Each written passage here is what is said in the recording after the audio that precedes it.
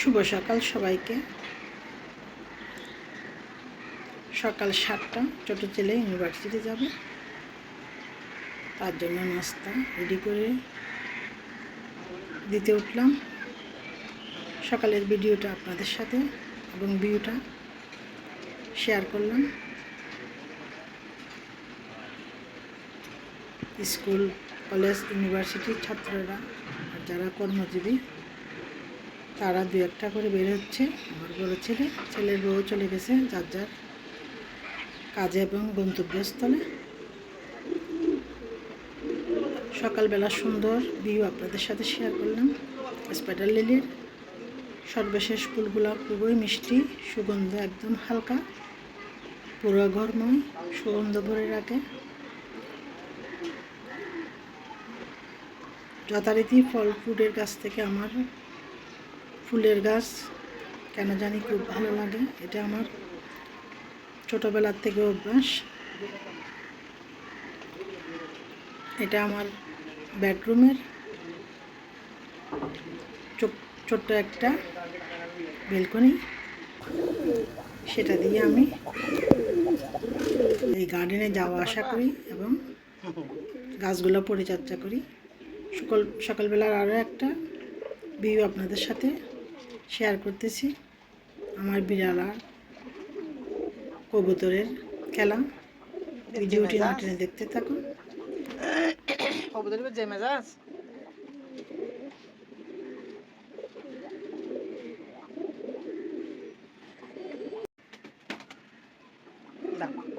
দাও ওকে ওর ঘরে দিয়ে ফেলে।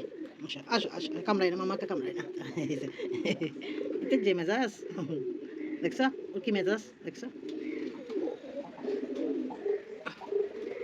চারো চারো, দাও ওকে ওর ঘরে দিয়ে ফেলে দাও।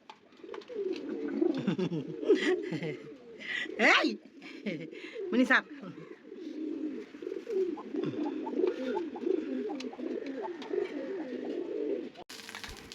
হ্যালো এভরিওয়ান, আসসালামু আলাইকুম। শিরিনস ব্লগে সবাইকে স্বাগতম। সকালের নাস্তা তৈরি করে নিচ্ছি। এখানে আমি আমার জন্য ডিম আর পাউরুটি ভেজে নিচ্ছি। যেহেতু আমার বিড়াল আমার থেকে যে ডিমের নরম কুসুম খায়, সেজন্য মাঝে মাঝে 2টা করে ডিম ভাজতে হয় সকালবেলা পাউরুটি দিয়ে। একদম পাউরুটির নরম মাঝখানের অংশ থেকে ডিমের নরম কুসুম দিয়ে ওকে খেতে দিয়ে, এটাও খুব ভালোভাবে পছন্দ করে। এই তো সকালবেলা আমার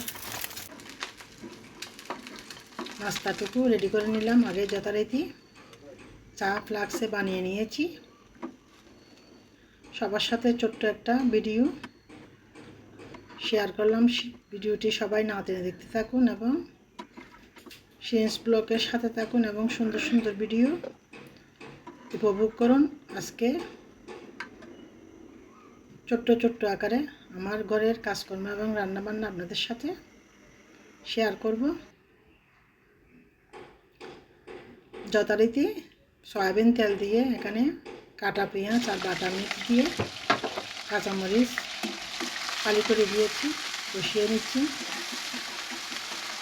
কষিয়ে নেওয়ার পর এখানে আমি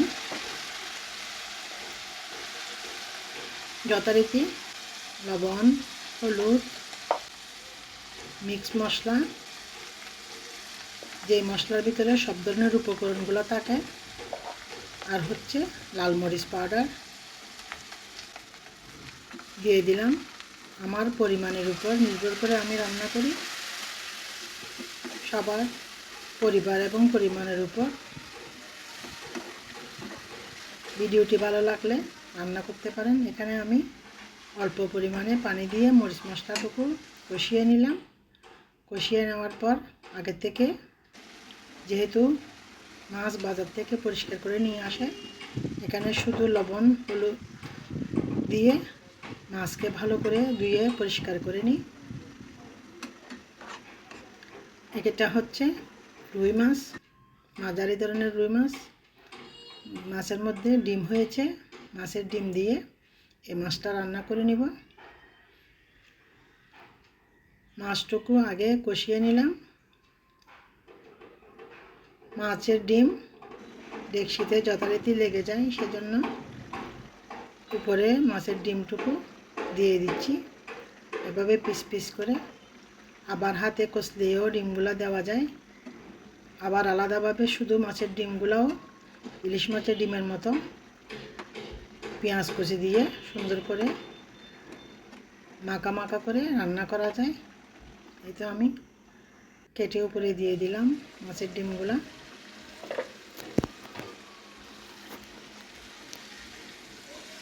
এই মাছকে আমরা ভেজেও রান্না করতে পারি, আবার এভাবে কাঁচাও রান্না করতে পারি। যখন রেগুলার আমরা মাছ খেয়ে থাকি, এক এক সময় এক একবার এক একভাবে রান্না করে থাকি। পছন্দ ফ্লেভার এবং যার যার উপর নির্ভর করবে। এই তো মাছকে এভাবে উল্টিয়ে পাল্টিয়ে দিলাম।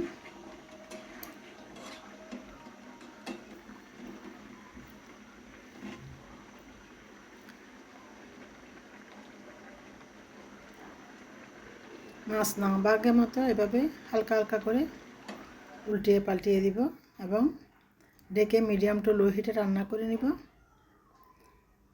রান্না করে নিলাম ভাত। আরও একটা সবজি রান্না করলাম। এখানে সবজির মধ্যে হচ্ছে পেঁপে, আলু, মিষ্টি কুমড়া, বরবটি, মসুরের ডাল দিয়ে এভাবে একটা সবজি রান্না করে নিলাম। আমার হাজব্যান্ড যেহেতু ডায়াবেটিসের রোগী, তার জন্য এভাবে একটা হালকা সবসময় তরকারি রান্না করতে হয়। ওরা কিন্তু ডায়াবেটিসের রোগীরা কিন্তু ভাজা পোড়া কম খায়। ওদের খাওয়ার উপর নির্ভর করে আমার রান্নাটা সবসময় ডেলি রান্না করতে হয়। ভিডিওটি না টেনে দেখতে থাকুন। আমার ভিডিওর বা আমার চ্যানেলের রিচ একদম কমে গেছে। আপনারা চাইলে একটা লাইক সাবস্ক্রাইবের মাধ্যমে আমার ভিডিওর লাইক ইমপ্রেশন বাড়িয়ে দিতে পারেন। পাশে থেকে সাপোর্ট করে লাইক দিয়ে ভিডিওটি দেখতে থাকুন এবং বেল বাটনটি বাজিয়ে দিয়ে অল নোটিফিকেশন অন করে দিবেন। তাহলে আমি যখন ভিডিও ছাড়ব তখন আপনারা যথারীতি ভিডিও দেখে নিতে পারেন।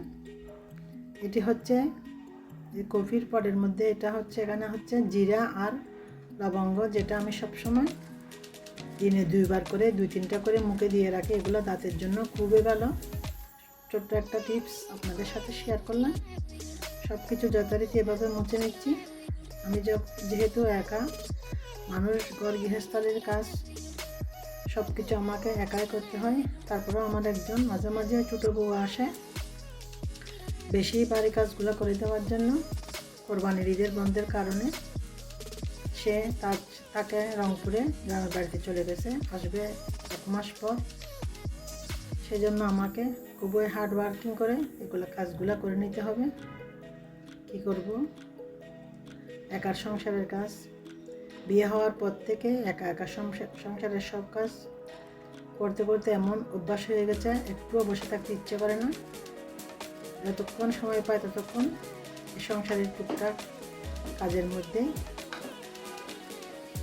আমার দিন কেটে যায়।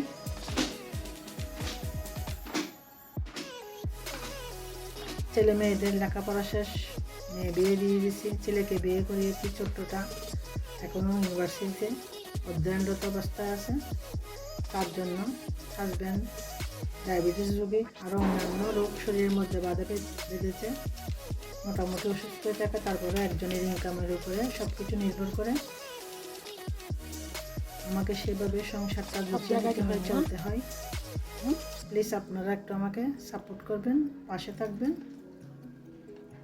আপনাদের সহযোগিতায় একটা লাইক সাবস্ক্রাইবের মাধ্যমে সব জায়গা কিন্তু তুমি বেশি ডিস্টার্ব করতেছ, গ্রো করবে।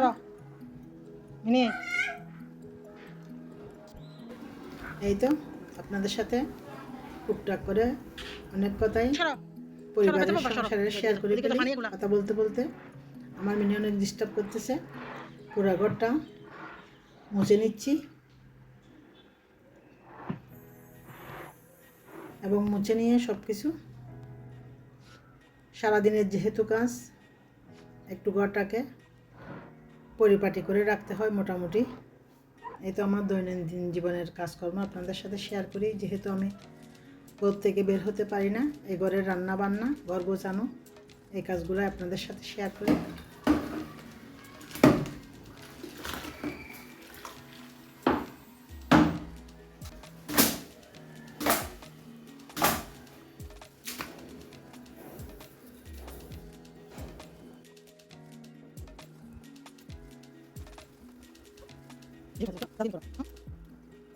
ঘর ঝাড়ু, ঘর মোছা, এই দুইটা জিনিস মিনির বেশি পছন্দ।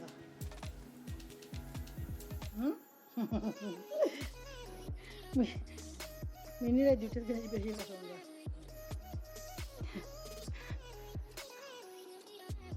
বেশি দুষ্ট তোমার জন্য আমি বুঝতে পারতেছি না, তো তোমাকে লাগতেছে তো এগুলো পানি।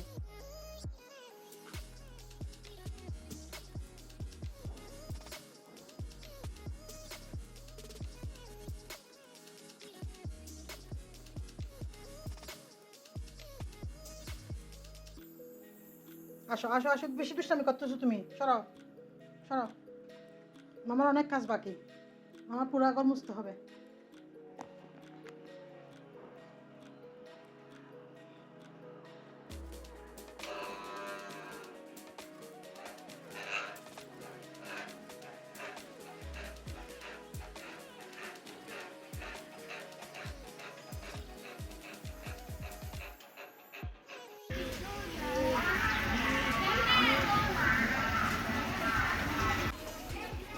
সকালবেলা যেহেতু বয়স দিচ্ছি, আশেপাশের বিল্ডিং কনস্ট্রাকশনের কাজ, ওখান থেকে আওয়াজ আসতেছে, ক্ষমা সুন্দর দৃষ্টিতে দেখবেন। এই তো পুরা ঘরটা মুছে পরিষ্কার করে নিলাম। এতক্ষণ ধরে ভিডিওটি দেখার জন্য সবাইকে অসংখ্য ধন্যবাদ। আল্লাহ হাফেজ।